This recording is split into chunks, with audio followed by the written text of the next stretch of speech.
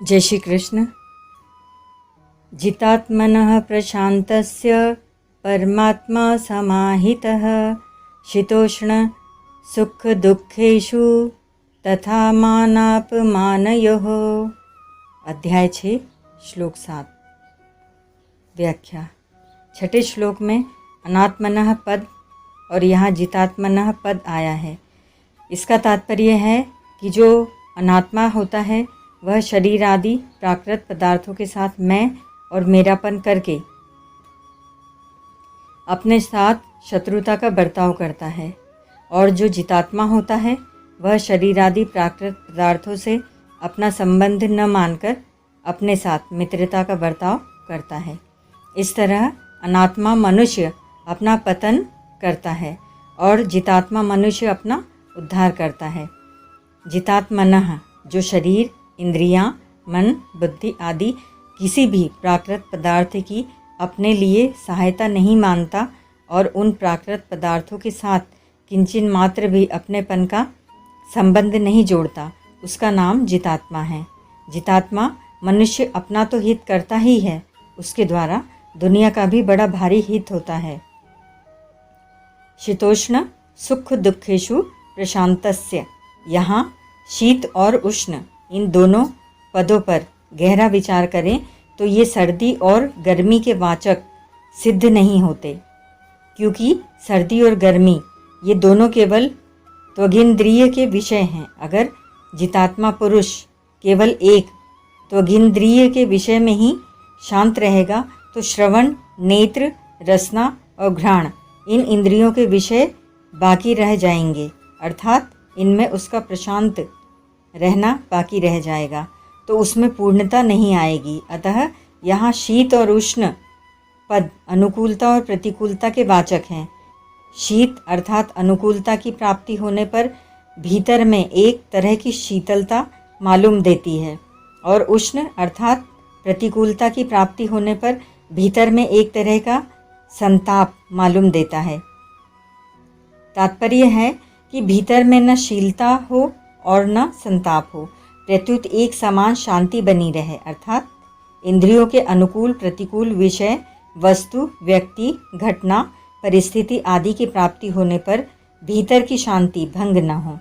कारण कि भीतर में जो स्वतः सिद्ध शांति है वह अनुकूलता में राजी होने से और प्रतिकूलता में नाराज होने से भंग हो जाती है। अतः शीत उष्ण में प्रशांत रहने का अर्थ हुआ कि बाहर से होने वाले संयोग वियोग का भीतर असर न पड़े।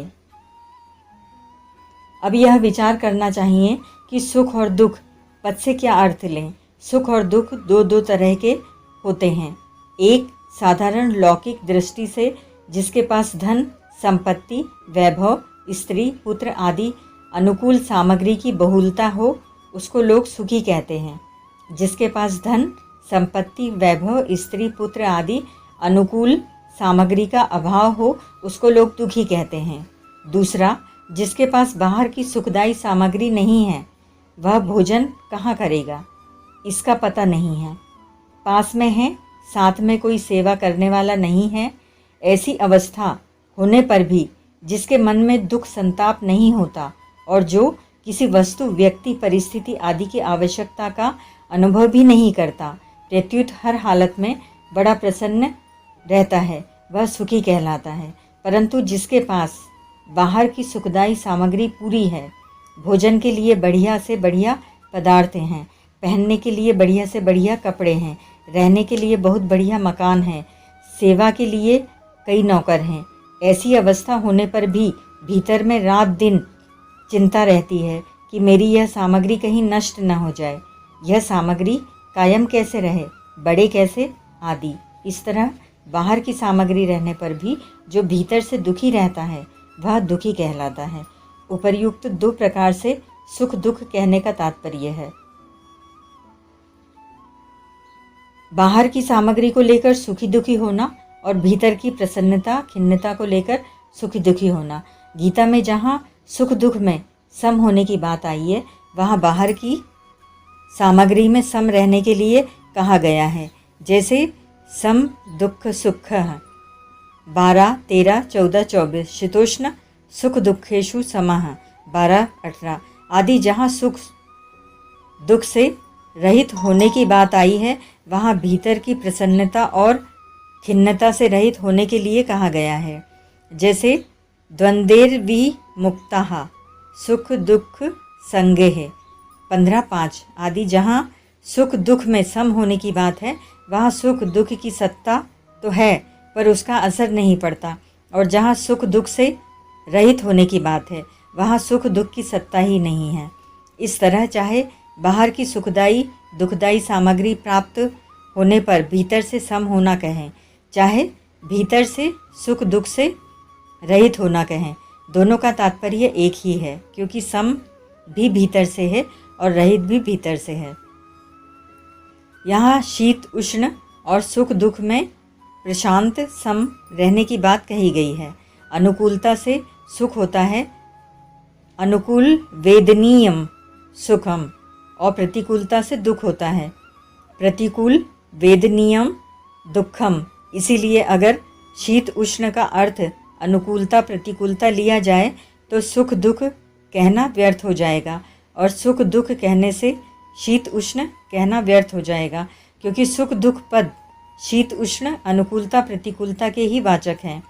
फिर यहाँ शीत उष्ण और सुख दुख पदों की सार्थकता कैसे सिद्ध होगी? इसीलिए शीत उष्ण पद से प्रारब्ध के अनुसार आने वाली अनुकूलता प्रतिकूलता को लिया जाए, और सुख दुख पद से वर्तमान में किए जाने वाले क्रियमाण कर्मों की पूर्ति अपूर्ति तथा उनके तात्कालिक फल की सिद्धि असिद्धि को लिया जाए, तो इन दोनों की सार्थकता सिद्ध हो जाती है। तात्पर्य यह निकला कि चाहे प्रारब्ध की अनुकूलता प्रतिकूल परिस्थिति हो, चाहे क्रियमाण की तात्कालिक सिद्धि असिद्धि हो, इन दोनों में ही प्रशांत निर्विकार रहें।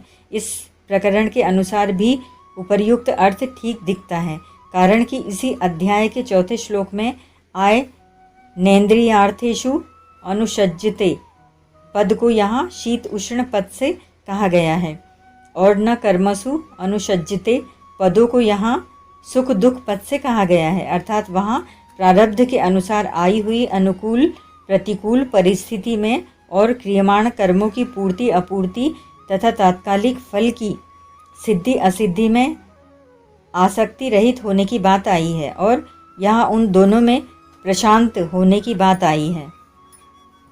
तथा मानापमानयोः, ऐसे ही जो मान अपमान में भी प्रशांत है। अब यहाँ कोई शंका करे कि मान अपमान भी तो प्रारब्ध का फल है, अतः यह शीत उष्ण अनुकूल प्रतिकूल परिस्थिति के ही अंतर्गत आ गया, फिर इसको अलग से क्यों लिया गया? मान अपमान को अलग से इसीलिए लिया गया है कि शीत उष्ण तो देवेच्छा अनिच्छाकृत प्रारब्ध का फल है, पर मान अपमान परेच्छाकृत प्रारब्ध का फल है। यह परेच्छाकृत प्रारब्ध मान बढ़ाई में भी होता है और निंदा स्तुति आदि में भी होता है। इसीलिए मान अपमान पद में निंदा स्तुति लेना चाहें तो ले सकते हैं। तात्पर्य यह हुआ कि कर्मयोगी दूसरों के द्वारा किए गए मान अपमान में भी प्रशांत रहता है, अर्थात उसकी शांति में किंचित मात्र भी फर्क नहीं पड़ता। मान अपमान में प्रशांत रहने का उपाय साधक का कोई मान आदर करे तो साधक यह न माने कि यह मेरे कर्मों का, मेरे गुणों का, मेरी अच्छाई का फल है, प्रत्युत यही माने कि यह तो मान आदर करने वाले की सज्जनता है, उदारता है। उसकी सज्जनता को अपना गुण मानना ईमानदारी नहीं है। अगर कोई अपमान कर दे तो ऐसा माने कि यह मेरे कर्मों का ही फल है, इसमें अपमान करने वाले का कोई दोष नहीं है, प्रत्युत वह तो दया का पात्र है, क्योंकि उस बेचारे ने मेरे पापों का फल भुगताने में निमित्त बनकर मेरे को शुद्ध कर दिया है। इस तरह मानने से साधक मान अपमान में प्रशांत निर्विकार हो जाएगा। अगर वह मान को अपना गुण और अपमान को दूसरों का दोष मानेगा तो वह मान अपमान में प्रशांत नहीं हो सकेगा। परमात्मा समाहितः शीत उष्ण सुख दुख और मान अपमान, इन छहों में प्रशांत निर्विकार रहने से सिद्ध होता है कि उसको परमात्मा प्राप्त है, कारण कि भीतर से विलक्षण आनंद मिले बिना बाहर की अनुकूलता प्रतिकूलता, सिद्धि असिद्धि और मान अपमान में वह प्रशांत नहीं रह सकता। वह प्रशांत रहता है तो उसको एक रस रहने वाला विलक्षण आनंद मिल गया है। इसीलिए गीता ने जगह जगह कहा है कि जिन पुरुषों का मन साम्यावस्था में स्थित है, उन पुरुषों ने इस जीवित अवस्था में ही संसार को जीत लिया है। 5वें अध्याय का 19वां श्लोक, जिस लाभ की प्राप्ति होने पर उससे अधिक लाभ का होना मान ही नहीं सकता और जिसमें स्थित होने पर बड़े भारी दुख से भी विचलित नहीं हो सकता। 6ठे अध्याय का 22वां श्लोक, आदि आदि। परिशिष्ट भाव, जिसकी आत्मा मित्र की तरह है, अर्थात जिसका शरीर मैंपन और मेरापन नहीं है, वह अनुकूलता, प्रतिकूलता, सुख दुख और मान अपमान प्राप्त होने पर भी सम निर्विकार रहता है। ऐसा मनुष्य सिद्ध कर्मयोगी है, अर्थात उसको परमात्मा का अनुभव हो चुका है, ऐसा मानना चाहिए। कल्याण की अनुकूलता, प्रतिकूलता, सुख दुख और मान अपमान तो आते जाते हैं, पर परमात्मा तत्व ज्यों का त्यों रहता है। ओम तत्सत।